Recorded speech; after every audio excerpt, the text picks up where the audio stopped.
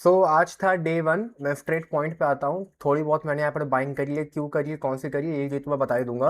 उससे ज़्यादा इंपॉर्टेंट ये है कि वो कौन से स्टॉक्स है जो फिलहाल मैंने अभी तक छाटे हैं और क्यों छाटे हैं, ये जानना बहुत ही ज़रूरी है। नीचे वो चैट में मत ध्यान दो व्हाट्सएप का। इसको मैं DND लगा देता हूँ, तो फालतू में दिमाग चाटे। चलो, एनीवेज, तो देखो, सबसे पहला जो स्टॉक मैंने यहाँ पर छाटा है वो, पहले तो ब्लाइंड स्टॉक जिसको मैं कवर करता हूँ वो था रैडिको खेतान। बट रैडिको खेतान को मैंने इस समय परचेज नहीं किया है, वॉच लिस्ट में ऐड किया है। वॉच लिस्ट में ऐड करने का रीज़न क्या था? अच्छा, ज़्यादा स्टॉक नहीं है, पहली बात तो ये भी आप लोगों को बता दूँ। कितने ही स्टॉक्स हैं, एक 7 स्टॉक्स मैंने ऐड करे हैं टोटल अभी तक। रैडिको खेतान को ना परचेज करने का रीज़न था, मैं अक्सर अपने वीडियो में कहता था रैडिको तो वो ब्लाइंड स्टॉक है जिसको ले लो हमेशा ऑल टाइम हाई पे रहता है। वो बात ठीक थी, बट अब वो बात उतना ज़्यादा बट बहुत ज़्यादा टिकने नहीं वाली है। इस समय जो वैल्यू है वो लगभग 4,000 रुपये तक पहुंच चुकी है। ठीक है, जिन लोगों के पास पोर्टफोलियो में है वो भी बस ध्यान से सुन लो। हो सकता है 4.5 चला जाए। 4.5 चला जाएगा मतलब हो जाएगा सीधा सीधा कि 4400 पे 10% मेरा तो पैसा यहाँ पर बन जाएगा। बट अब बातें रिस्की हैं। देखो, लगातार इसकी वैल्यूएशन बढ़ती जा रही है। अगर 2 महीने पहले भी किसी ने ये लिया होता तो उस समय जो प्राइस थी वो लगभग लगभग यहाँ पर 2600 रुपये के आसपास चल रही थी। तो बढ़ते बढ़ते लगभग 30-40% वहां से ये बढ़ चुका है। तो अब मुझे थोड़ा सा ये रिस्की लग रहा था। ऑल्दो ये कभी रिस्की रहा नहीं है इतिहास में। अगर पिछले 5 साल से भी तुम लोग यहाँ पर देख लो तो ये स्टॉक हमेशा ऑल टाइम हाई पे ट्रेड करता रहा है। बट कहीं ना कहीं तो पॉज आना है। तो अब वैल्यूएशन जो है वो लगभग 50,000 52,000 करोड़ के आसपास पहुंच चुकी है। अब 50-60 हो सकता है कि हो जाए, 50 से 60 हो जाए, फिर उसके आगे नहीं बढ़ेगी। अब वो बात अलग है कि 50 से 60 में भी 20% का फर्क आ जाएगा। 50 से 60 होने में 20% का ग्रोथ लगता है। बट फिर वही है कि यार मैं रिस्क नहीं लेना चाह रहा इतना तगड़ा, क्योंकि अभी अभी ये स्टॉक मार्च मतलब अप्रैल से लेकर जून तक 3 महीने में 50% यहाँ पर भागा है। और गर्मी चल रही है, मुझे पता है कि अगला रिजल्ट भी इनका अच्छा ही आएगा। कोई लेना चाहे तो 50-60 हज़ार रुपए के ले सकता है। मतलब ये मैं अपने हिसाब से बता रहा हूँ, तो तुम लोग वैल्यू थोड़ी कम कर लेना। तुम लोग जैसे कि 20,000 के ले लो, 25,000 के ले लो, तो थोड़ा बहुत यहाँ पर ले सकते हो। बाकी रैडिको खेतान में मैं ये फंडामेंटल्स की तो बात कर दी, टेक्निकल का ही मैं बता रहा था, 50% बढ़ चुका है। और स्विंग ट्रेडिंग में मार्केट सेंटिमेंट्स बहुत ध्यान रखो उस पर्टिकुलर शेयर के क्या है। ओवरऑल मार्केट से मतलब नहीं है, इस पर्टिकुलर शेयर्स के क्या है वो तुम्हें देखना पड़ेगा। तो उसके लिए तुम्हें अलग अलग वेबसाइट्स पे जाके फोरम पढ़नी पड़ेगी। और फोरम के अलावा तुमको कोई आर्टिकल वगैरह है, कोई टारगेट वगैरह अनाउंस किया हुआ है, तुम्हें वो सब पढ़ना पड़ेगा। रेडिको खेतान का मुझे इस समय कुछ भी नहीं मिला, ना मुझे कोई भी आर्टिकल मिला। कोई भी आर्टिकल नहीं था, कल तक कोई भी आर्टिकल नहीं था। मतलब आज रात ही में ये आर्टिकल्स अपलोड हुए हैं कि जाफरीज वगैरह ने रैडिको खेतान को अभी भी बाय करने को बोला है। तो इसीलिए, मतलब ये कल तक नहीं था। ये स्टॉक तो मैं पहले से कवर करता हूँ, इसलिए मैंने वॉच लिस्ट में ऐड किया हुआ था, वरना इसमें कोई आर्टिकल वगैरह तो नहीं था। अब लकीली आ गया है। ये मैं बस तुम लोगों के सामने ही मैंने अभी भी देखा वीडियो पॉज करके। तो 4,500 रुपये का टारगेट इन्होंने यहाँ पर दिया है, तो वही मैंने बोला कि हो सकता है 4.5 तक चला जाए। मैंने बिना आर्टिकल देखे भी यही बात बोली। इसीलिए मैंने बोला स्विंग ट्रेडिंग तुम लोग कर सकते हो मेरे साथ। मुझ में ये कैपेबिलिटी है थोड़ी सी, मतलब नहीं होती तो मैं नहीं बोलता, बट शेयर्स थोड़े बहुत आइडेंटिफाई मैं कर लेता हूँ। तो थोड़ा सा इसको पोर्टफोलियो में ऐड कर सकते हो। बट फिर वही है, 4.5 का जो टारगेट है उसको पिन पॉइंट मत करना। 4400 4300 कहीं भी चला जाए तो उस हिसाब से फिर तुम्हें निकलने का ट्राई करना। और पिछले एक हफ्ते में भी 3-4% यहाँ पर बढ़ा है, तो अब मार्केट गिरती है एक आध दिन में तो ऐड कर लेना, नहीं तो कल चाहो तो कल ही ऐड कर लेना। ये बात होगी कंप्लीट यहाँ पर रैडिको खेतान की। जाफरीज ने टारगेट यहाँ पर दे रखा है, कल ही टारगेट दिया है, तो इवेंचुअली 1-1.5 महीने में टारगेट हिट हो ही जाना चाहिए। 1-1.5 महीने से थोड़ा सा वैसे लंबा ही टारगेट हिट होगा, क्योंकि टारगेट जो कंपनी देती हैं वो 6 महीने से 1 साल के बीच का देती हैं। ठीक है, तो इतनी जल्दी तो नहीं, बट हाँ इवेंचुअली मुझे लग रहा है हिट कर ही जाएगा, क्योंकि अप ट्रेंड में है ही, बढ़ ही रही है, काफ़ी कस के भाग ही रही है। तो बस मार्केट सही रहेगी तो उस हिसाब से ठीक चल जाएगा। MCX को भी रहने दो। अगला, और यहाँ पर परसिस्टेंट सिस्टम्स में ये मैंने क्यों रखा हुआ है यहाँ पर, और ये मैंने आज ही देख सकते हो, मैंने आज ही यहाँ पर इसके लगभग 1.5 लाख रुपए के शेयर से बाय करे हैं। इसको बाय करने के ये मैं वॉच लिस्ट में ऐड नहीं करता। कल ये शेयर 11% यहाँ पर डाउन था, और इतने गंदे रीजन से ये डाउन था। ये एक यूरोपियन कंपनी खरीद रहे हैं, और यहाँ के जो बेवकूफ रिटेलर्स हैं घर में बैठे बैठे दो दो कौड़ी के, उनको लग रहा है कि ये वो कंपनी जो खरीद रहे हैं वो ये बेकार खरीद रहे हैं। व्हाट द फक बॉयज, क्या है ये? मतलब तभी मैं कहता हूँ सबसे गंदा यहाँ पे मुझे रिटेलर लगता है। घर में बैठे बैठे ज्ञान तो ऐसा देते हैं कि मैं क्या बताऊँ। ये जो 17% यहाँ पे रिटेलर्स हैं, कल इन्होंने बहुत कस के माल बेचा है। कल रिटेलर्स ने बहुत गंदा गिरा तो इन्होंने माल बेचना शुरू कर दिया। तो इसीलिए अभी तो अब वो कंपनी कौन सी थी, तो मैं वो भी तुम लोग को बता देता हूँ यहाँ पर। वो कुछ नागाड़ो करके कोई कंपनी है, एक मिनट रुकना। परसिस्टेंट सिस्टम्स में कंपनी थी, ये रहा, हाँ नागारो, ये कंपनी है। ये खरीदने मतलब कल ही अनाउंस हो गया ऑफिशियली, ये खरीद रहे हैं। पेमेंट वगैरह भी थोड़ी बहुत करी जा चुकी है और पेपर वर्क वगैरह सब कुछ यहाँ पर चल रहा है, मतलब कंफर्म हो चुका है। इसके बाद ये शेयर यहाँ पर कल 11% यहाँ पर गिर गया। और वो कोई बेकार कंपनी नहीं खरीदना है यार, यूरोपियन में लिस्टेड कंपनी खरीदना है। और बल्कि इस न्यूज के बाद यहाँ पे जो कंपनी खरीद रही है वो गिर गई। और नगाड़ो की वैल्यूएशन कल रात, परसों रात में, कल कल गिरा ये, उसके बाद आज रात, मतलब जो अभी गई है यहाँ पर रात, उस रात में वहां की स्टॉक मार्केट में देखो क्या हुआ। वहां पे सर्किट नहीं होते हैं, ये बात तो पता होगी तुम लोगों को। इंडिया में सर्किट होते हैं ना 5%, 10%, 15%। बाहर की मार्केट में सर्किट नहीं होते हैं, वो जितना चाहे उतना बढ़ सकते हैं, जितना चाहे उतना गिर सकते हैं। 85% वैल्यू बढ़ी है उस कंपनी की। जो ये कंपनी खरीदने जा रहे हैं, नागारो, ये जो कंपनी खरीद रहे हैं परसिस्टेंट वाले, 85% वैल्यू बढ़ी है इस कंपनी की। और यहाँ पे घर बैठे बैठे बेवकूफों को लग रहा है, जिनको आईटी का ई भी नहीं पता, ई आता भी नहीं है उसमें, तभी मैं कह रहा हूँ, जिनको वो भी नहीं पता, वो कह रहे हैं कि वो बेकार कंपनी खरीद रहे हैं। और इसीलिए कल एक 11% यहाँ पर गिरी थी, और गिरने के तुरंत बाद मैंने कल नहीं परचेज किया था, मुझे डाउट था कि ये क्यों गिरा है। मैंने इसमें रात में रिसर्च करी, उसके बाद आज मैंने खरीदा है। प्लस आज कुछ बहुत ज्यादा बड़ा भी नहीं है ये, आज भी देखो तो खाली आधा परसेंट ही यहाँ पर बढ़ा है। अब मैं तुम लोगों को इनकी वैल्यू तो वैल्यूशन वगैरह बता दूं। पीई वाइज देखोगे तो ऑब्वियसली बात है, आईटी सेक्टर तो बहुत ही डाउन है, और ये तो इस समय मतलब 35 के पीई पे मिल रहे हैं। 35 का पीई 2022 में मिल रही थी कंपनी, 2022 के बाद अब 2026 में आई है 35 के पीई पे। तो वैल्यूशन वाइज ये बहुत नीचे है। इसके अलावा रेडिको, जरा मैं बंद कर दूं, रेडिको का काम खत्म हो गया। हाँ, अब इसके अलावा अगर तुम लोग यहाँ पे इन लोगों का शेयर टारगेट यहाँ पर देखोगे, तो कल ही मोतीलाल ने यहाँ पर बोल दिया कि भैया हम तो इसको 6200 रुपये का देख रहे हैं। और इसके अलावा और भी अगर फोरम वगैरह पे तुम लोग पढ़ोगे, तो इस समय इसको लेके काफी पॉजिटिव चीजें आ रही हैं कि कंपनी ठीक है, कंपनी बुरी नहीं है। यहाँ पर मार्केट कैप लगभग 70,000 करोड़ के आसपास का है, तो मिड कैप की कंपनी हो गई, लार्ज कैप में बदल जाएगी फ्यूचर में आने वाले टाइम में। और प्रॉफिट यहाँ पर देखो तो ठीक ठाक इनका इंक्रीज कर ही रहा है। तो आई डोंट थिंक ये जो कल 10% यहाँ पर गिरा है, ये कुछ रीजन था इसका गिरने का, और इवेंचुअली ये 5,000 रुपये के आसपास पहुंच जाएगा वापस से। अब मोतीलाल ने तो 6200 दे दिया, तो उन्होंने टारगेट भी 1 साल का दिया है यहाँ पर, देख सकते हो 28 जून, परसों का टारगेट है यहाँ पर ये। बट उसके अलावा भी अगर यहाँ पर तुम लोग देखोगे, तो आई डोंट थिंक कि कंपनी में यहाँ पर कोई खराबी है। एक मिनट रुकना, मैं तुम लोगों को और दिखाता हूँ। मैं फोरम वोरम भी तुम लोगों को दिखाऊंगा, वीडियो बहुत लंबी नहीं करूंगा, वीडियो छोटी कर दूंगा, बस 5 ही स्टॉक डिस्कस करूंगा मैं, जिस पे मैंने रिसर्च कर रखी है। जो मैंने खुद नहीं करी वो मैं क्या ही डिस्कस करूंगा। मोतीलाल की बाइंग रेटिंग हो गई यहाँ पर, ये देख सकते हो। 28 तारीख को मोतीलाल ने बोला था परसों कि ये टारगेट ये देख रहे हैं, और 29 तारीख आज यहाँ पर इन्होंने भी बोल दिया, इनको भी तो हम लोग जानते ही होंगे, इन्होंने भी बोल दिया कि भैया हम तो 6400 रुपये देख रहे हैं। तो एकदम राइट टाइम है बाय करने का।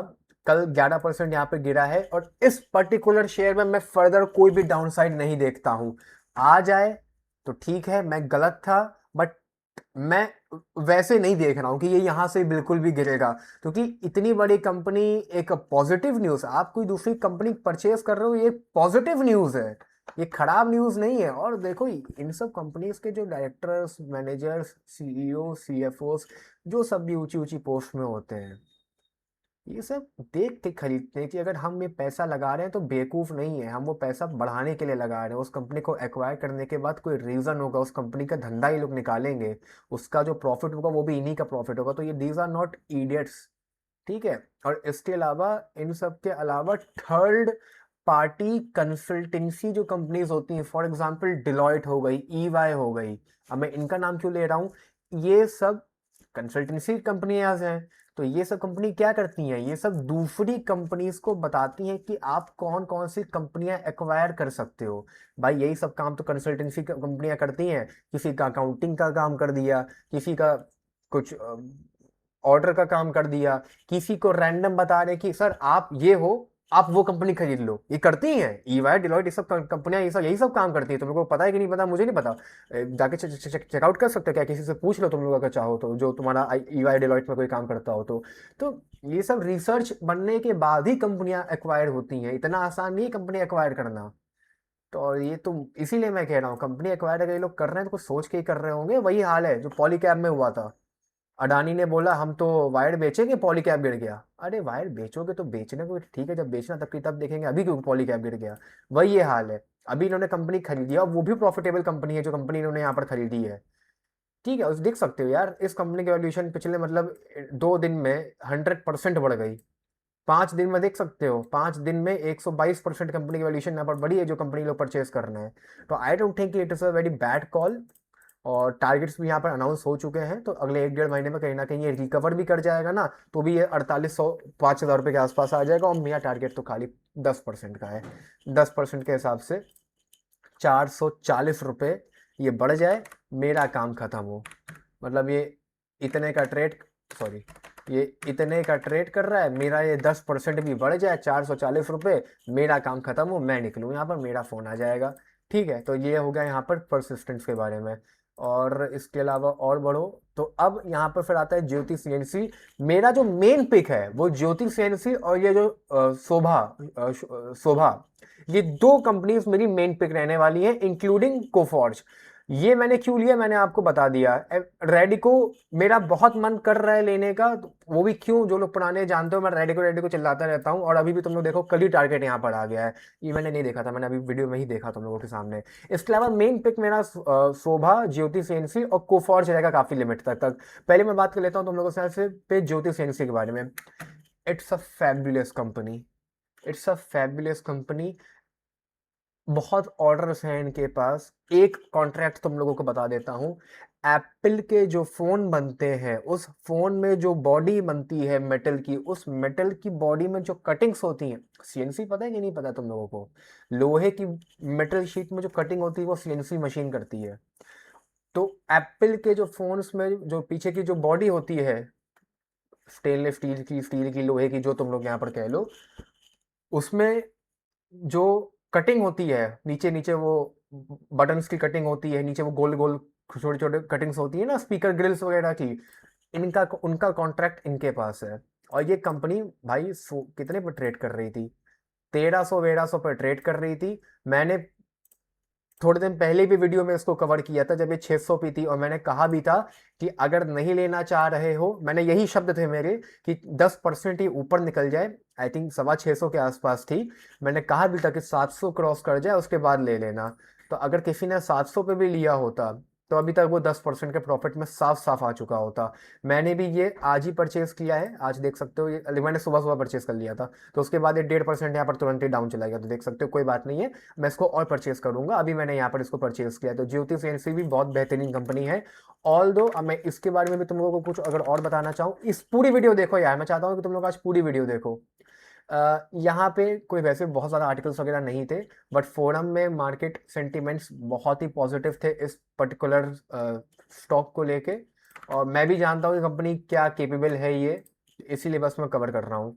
और अगर मैं नीचे आके तुम लोगों को यहाँ पर कुछ दूर हो जाए फटाफट, ज्योति सीएनसी बेहतरीन कंपनी है। ज़्यादा आर्टिकल्स वगैरह तो नहीं थे मेरे पास दिखाने के लिए, बट कहीं ना कहीं मुझे ये लग रहा था। हाँ, वैल्यूएशन पॉइंट ऑफ व्यू से देखोगे तो भी देख सकते हो, अब नया शेयर है तो यहाँ पे मैं तुमको पी भी क्या दिखाऊं, लेकिन हाँ, ये थोड़ा सा कम सस्ता ही शेयर है। ये 850 तक भी चला जाएगा। रिकवरी तो 1300 1400 रुपये तक ऑल टाइम हाई पे इसकी पड़ेगी, बट 10% यहाँ से निकालना मुझे लग रहा है कि कोई बड़ी बात नहीं है, इसलिए मैंने इसको परचेज किया। कंपनी भी बेहतरीन है। इसके अलावा जो अगला स्टॉक है, जो बेस्ट स्टॉक है, वो था यहाँ पर शोभा। ये मेरा सबसे पहला स्टॉक था जो मैंने अपनी वॉच लिस्ट में ऐड किया था। It's a wonderful share. ये रियल स्टेट सेक्टर का शेयर है। रियल स्टेट सेक्टर के शेयर अभी नहीं चल रहे हैं, चाहे तुम इसकी बात करो, चाहे तुम लोग ब्रिगेड एंटरप्राइजेस भी ले सकते थे, बट ब्रिगेड को मैंने नहीं नहीं लिया, मैंने यहाँ पर शोभा को लिया। वैल्यूएशन पहले देखो, बहुत सस्ती है। पीए के कंपैरिजन में बहुत ये नीचे मिल रहा है। 2000 रुपये के आसपास का इसका ऑल टाइम हाई है, जो कि यहाँ से काफ़ी दूर है। उसके अलावा और आर्टिकल्स वगैरह देखोगे तो 1700-1800 रुपये के आसपास के यहाँ पर आर्टिकल्स वगैरह दिए जा रहे हैं। 2500, 1700, 1800, 2000 रुपये तक के 10% यहाँ से भी निकलना कोई बड़ी बात नहीं है। मार्केट सेंटिमेंट्स की बात करोगे तो इन लोगों का जो पिछला रिजल्ट आया था वो शानदार रिजल्ट आया था, और होपफुली अगला रिजल्ट भी शानदार आना चाहिए। हाँ, मैंने फिर अभी बाय क्यों नहीं किया, तो क्योंकि मैं इसको 1300 रुपये के आसपास बाय करना चाह रहा हूँ। ये फिलहाल एक रेंज बाउंड है, देख सकते हो ये रेंज बाउंड है। यहाँ पे इसने रेंज फिर नहीं तोड़ी है, तो मुझे लग रहा है कम से कम ये तो 1300 रुपये के आसपास तो आ ही जाना चाहिए। तो एक बार एक कहीं 1300 रुपये के आसपास आ जाए तो फिर मैं इसको ज़्यादा खुश रहूंगा बाय करने के लिए। तो बस मैं वही कि 1300 रुपये के आसपास का मैं देख रहा हूँ। बाकी एमके ने भी 1900 रुपये का टारगेट दे दिया है, मोतीलाल ने भी दे रखा है, आईसीआईसीआई ने भी दे रखा है। लगभग इन देख सकते हो इन सभी कंपनियों ने टारगेट यहाँ पर पिछले 1-1.5 महीने में ही दिया हुआ है। 1700, 1900, 1700, ठीक है। बस वही है कि रेंज बाउंड है, इसलिए मैंने नहीं किया। अगर जैसे ही 1300 पे आ जाएगा मैं इसको बाय कर लूंगा। इसके अलावा जो और फिर जो अगला स्टॉक यहाँ पर आता है वो यहाँ पर कोफॉर्ज आता है। एंजल वन तो मैंने तो एंजल वन को तो मैं 10 बार कवर कर चुका हूँ कि क्यों अच्छा है, क्यों अच्छा है। कोफॉर्ज भी इज अ बेहतरीन स्टॉक है, और सबसे ज्यादा टारगेट यहाँ पे कोफॉर्ज को दे रखे हैं कंपनीज ने। आईटी सेक्टर का स्टॉक है। जब आईटी सेक्टर गिरा था मैंने तब भी कहा था कोफॉर्ज ले लो, और लिटरल सक्षम या किसी ने, मुझे याद है, 1000 रुपये, 1100 रुपये पे लोगों ने इसको बाइंग करी है मेरे कहने के बाद। तो आप लोग तो 1-1.5 महीने, 2-3 महीने में प्रॉफिट में शानदार आ चुके हो। अब मैं ये दिखा देता हूँ कि इसमें टारगेट्स वगैरह यहाँ पर कितने ज़्यादा है, और सबसे बड़ी बात, फोरम कितनी ज़्यादा पॉजिटिव है इस पर्टिकुलर स्टॉक को लेके। पहले तो मैं दिखा देता हूँ। और ये मैं भी और बाय करूंगा, इन्हीं स्टॉक्स में मैं और चीज़ें बाय करने वाला हूँ। 18 तारीख को यहाँ पर 2000 रुपये के आसपास का टारगेट आ चुका है। अब देखो यहाँ पर 17 को आ चुका है 2000 रुपये का टारगेट। 17 तारीख को आईसीआईसीआई ने भी दिया है 1700 रुपये का टारगेट। मोतीलाल ने भी 1900 का टारगेट यहाँ पर दिया है। एमके ने भी यहाँ पर 1500 का टारगेट दिया है। मोतीलाल ने भी यहाँ पर 1800 का टारगेट दिया है। तो इस समय ये चल रहा है लगभग लगभग 1500 रुपये के आसपास का। मैंने थोड़े बहुत इसको बाय किए हैं, लगभग कभी 1 लाख से भी नीचे मैंने बाय किया है।